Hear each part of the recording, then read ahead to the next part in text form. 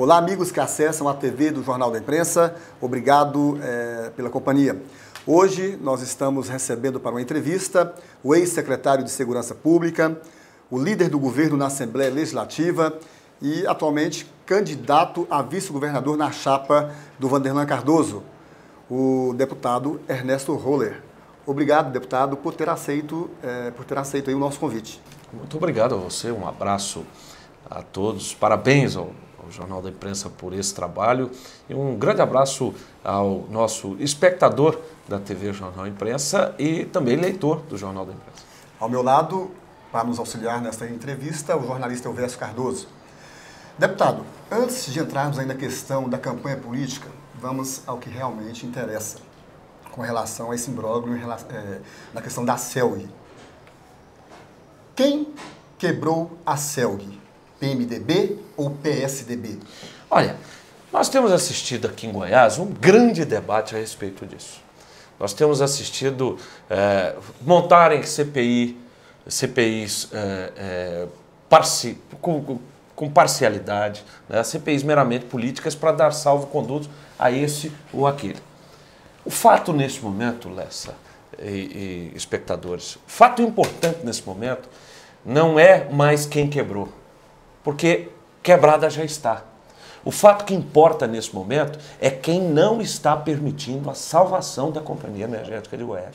Essa é a pergunta mais importante que se pode fazer neste momento e cuja resposta deve ter efeitos muito fortes na avaliação das pessoas, até no processo eleitoral. Quem quebrou, eu digo a você que eu acho que há um concurso entre os governos do PMDB e os governos do PSDB, porque nós não podemos dizer que foi apenas Cachoeira Dourada. A venda de Cachoeira Dourada foi altamente danosa à Companhia Energética de Goiás, mas nós não podemos esquecer que gastou 66 milhões de reais em 2005 com publicidade, que gastou quase 20 milhões de reais para pagar honorário de advogado, para fazer um acordo numa ação contra a Endesa, atual proprietária da usina de Cachoeira Dourada, além de um outro conjunto de desmandos estabelecidos, caso Unirio, patrocínio de patrocínios, a CELG patrocinando Popó, patrocinando corrida de segundo time nos Estados Unidos. Quer dizer, tudo isso concorre para a situação da CELG. Então, eu reputo que os responsáveis estão bem postos e bem claros na visão da população. Agora, quem não está permitindo a salvação da CELG? Tem um nome, chama-se Marconi Perillo. É este cidadão que está promovendo toda a sorte de articulações sórdidas para prejudicar os interesses do Estado de Goiás. Mas, deputado, o senhor já foi aliado de Marconi Perillo no passado. E qual a razão de hoje o senhor o estar atacando? Não, eu não estou atacando, eu estou dizendo a verdade. E é exatamente por conhecer a verdade hoje que eu não estou com Marconi Perillo.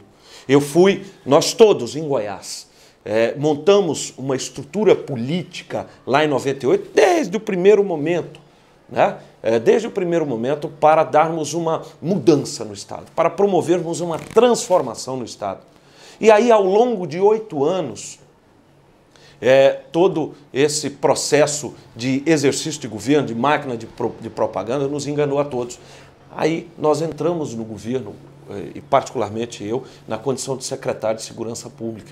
E pudemos ver, com a saída do ex-governador e hoje senador Marconi, os desmandos promovidos no governo. Os desmandos promovidos na administração e, mais do que tudo, a postura sempre, aquilo que o governador Alcides disse, a postura sempre agressiva no sentido de atrapalhar o governo Alcides Rodrigues, de buscar inviabilizar o governo Alcides Rodrigues. Eu não posso concordar com uma prática política como essa, porque ao estabelecer um debate de oposição, nós estamos exercendo aquilo que democraticamente nos é garantido, que é a liberdade de opinião. Agora, estabelecer uma postura contra o Estado, aí nós estamos ferindo o interesse de milhões de goianos. Então, eu sempre tenho em mente o seguinte, o processo político ele tem o seu dinamismo. E eu tenho legitimidade para dizer o seguinte, não sou adesista e não sou carreirista. Eu estou, em tese, eu deixei de apoiar um cidadão que, em tese, está em primeiro na pesquisa, que está com um salto altíssimo achando que vai ganhar a eleição, né? E nós abraçamos um projeto para começar lá de baixo. Por quê? Porque eu quero a transformação verdadeira no estado de Goiás. Então, meu caro Elvésio, Lessa e espectadores, a grande questão neste momento é o seguinte: quem conhece o que aconteceu, quem assistiu o que aconteceu, tem condições de bem avaliar e, sobretudo, de adotar uma postura diferente. Nunca é tarde para deixar de ser marconista. Deputado, os marconistas aqui na Assembleia alegam que o projeto, aliás, a emenda Messac, vamos chamar assim, aquela modificação no projeto original, a emenda Messac, ela é melhor para resolver o caso da CELG porque permite pagar primeiro o setor elétrico e os impostos depois. Mas o governo, a despeito disso, disse que está inviabilizado o acordo em razão dessa modificação.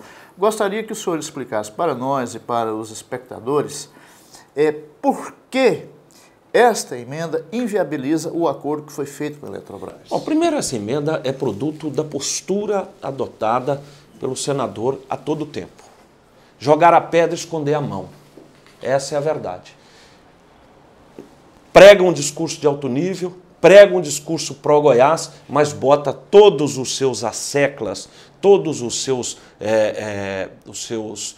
seguidores e servidores para fazer aquele jogo que lhe é desejado. Não tiveram a coragem de dizer que são contra o empréstimo, não tiveram a coragem de dizer que são contra essa solução apresentada pelo governo e, por isso, criaram um subterfúgio, que é a aprovação de um substitutivo que muda completamente a essência da negociação. Um ponto importante, por que que inviabiliza? Porque para que se possa ter todo o arranjo dessa negociação, toda a efetivação dessa negociação, foi promovido um arranjo financeiro. O Estado, ele tem, como todos os estados, ele tem o Programa de Ajuste Fiscal, o PAF. Esse PAF estabelece metas que têm que ser atingidas financeira e economicamente para que o Estado possa fazer, possa ter a sua capacidade, inclusive, de endividamento aumentada. A primeira parcela é utilizada para pagar os recursos de tributos federais, estaduais e a própria Eletrobras. Ao modificarem essa destinação, como é que um agente financeiro, uma pessoa que vai emprestar recursos, emprestará recursos para uma empresa que encontra-se inadimplente com o fisco estadual e federal? Essa é a grande discussão. E esqueceram-se de dizer também os desavisados que aprovaram este substitutivo, derrotando a matéria do governo, o projeto original do governo, esqueceram-se de dizer também que a conta com esta modificação, ela pode chegar, aumentando, ela pode chegar a 600 milhões de reais a mais de necessidade de recursos para o Tesouro e para a Companhia Energética de Goiás. Deputado, hoje um jornal de circulação aqui na capital, de grande circulação, divulgou uma matéria dizendo que o governador Alcides Rodrigues e o Olavo Noleto, secretário do presidente Lula, estão sabotando contra a CELG. O senhor, como líder do governo, qual a avaliação que o senhor faz desse tipo de reportagem? Não, isso é produto da cara de pau. A única definição que eu vejo é a cara de pau.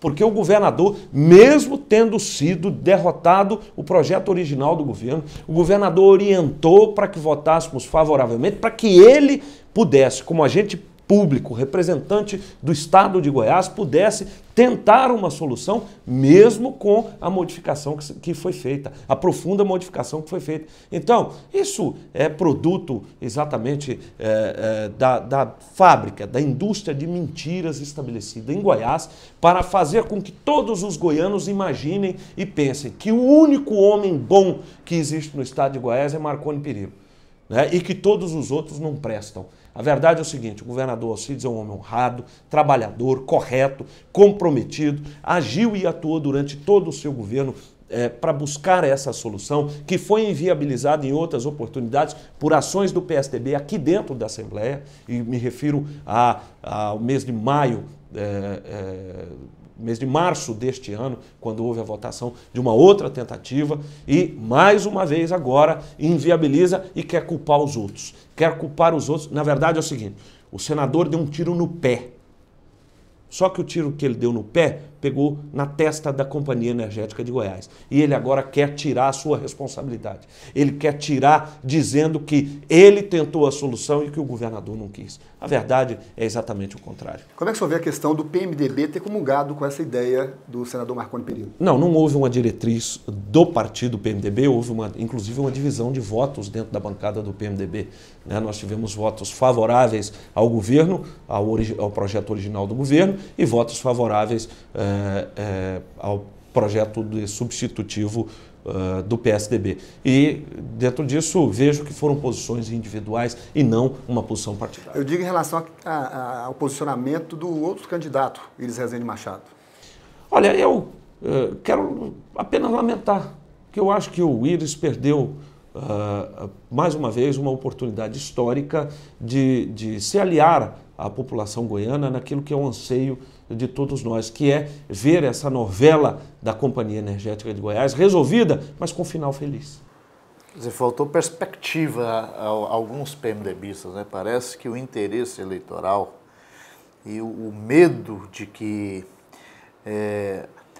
a salvação da CELG refletisse positivamente nas candidaturas do governo, parece que levaram essas pessoas a agir mais nesse sentido, né? Isso é absolutamente lamentável, porque nós, políticos, detentores de mandatos, passaremos, ninguém é eterno na vida pública, mas a Companhia Energética de Goiás, ela é um patrimônio dos goianos, ela é um patrimônio de todos nós e ela tem que ser permanente, ela tem que ser objeto da reunião de todas as forças políticas estaduais num projeto de salvação da companhia. Rolê, uma coisa interessante que eu vi em todo esse processo é que a alegação, tanto de alguns PMDBistas como dos tucanos em geral, para impedir que parte dos recursos desse empréstimo fossem usados para pagamento de impostos, né, do ICMS devido, é que o governo, a alegação deles é que o governo Alcides iria usar esses recursos para distribuir dinheiro por aí, a parte que cabe aos municípios, que aliás é legal, não é favor nenhum que o governo iria prestar, ou seja, de fazer política eleitoral com esse dinheiro. Mas a gente percebe pelo passado do governador Alcides Rodrigues, pelo comportamento anterior, que nada pode autorizar uma presunção desse tipo. Só tem uma coisa que autoriza essa presunção, é que o bom julgador por si julga.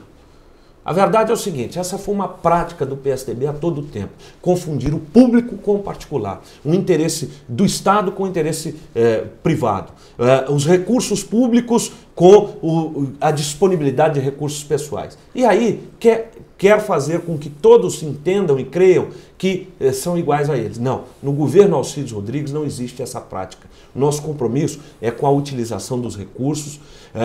Um exemplo disso, um grande exemplo disso, vá à Secretaria de Saúde, pegue lá a documentação relativa, por exemplo, às compras feitas de remédios, de medicamentos no governo Marconi Perillo e no governo Alcides Rodrigues. Tem remédios que a diferença entre o que era pago no governo Marconi Perillo e o que é pago no governo Alcides Rodrigues chega a 26.000%. Isso à custa da saúde, de vidas de pessoas. Então, nesse particular, nós, o governo Alcides, o governador Alcides, tem legitimidade para dizer é muito melhor do que os outros foram.